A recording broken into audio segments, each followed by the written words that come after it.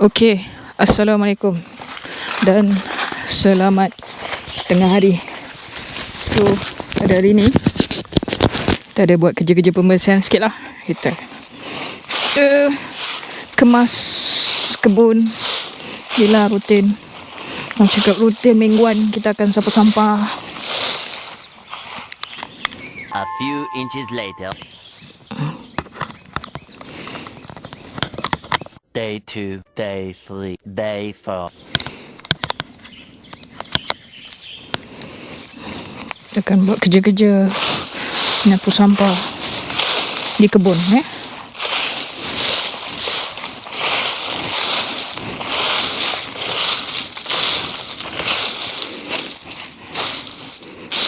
Kumpul daun-daun kering banyak ni.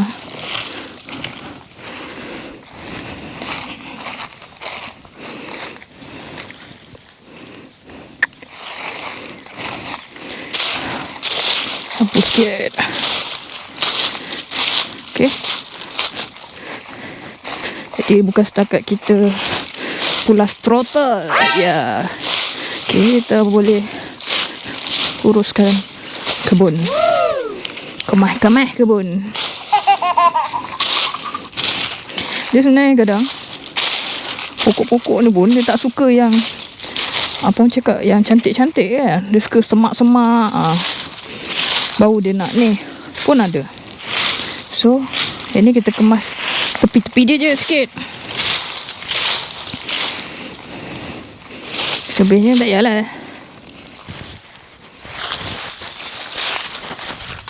Mari kita interview Ibu. Ibu lagi tengok cerita Indun ya? Apa tu? Apa tu? Ibu tengok cerita Indun ya? Bukankah anda juga belajar desain pakaian? Tengok cerita Indun ni.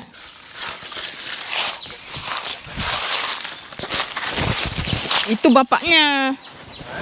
Itu bapaknya. Tu.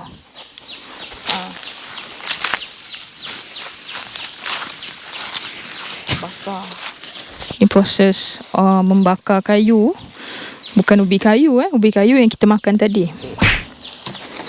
Okey. Ini proses bakar. Mari saya tunjuk kat korang ubi kayu yang dijual di pasar tani atau pasar pagi pekan. Sedap tengok.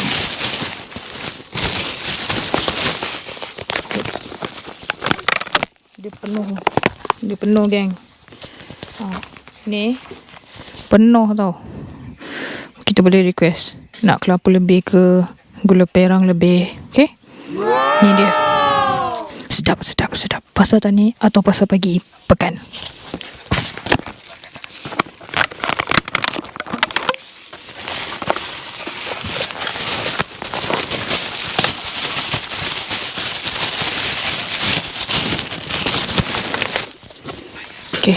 Okay, kita sambung balik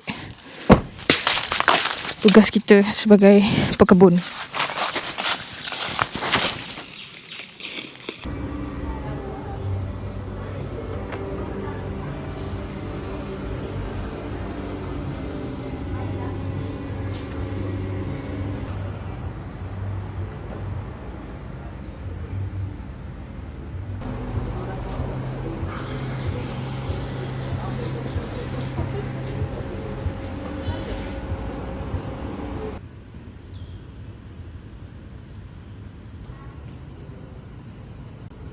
Coffee, pastry and cake. Beans and bite.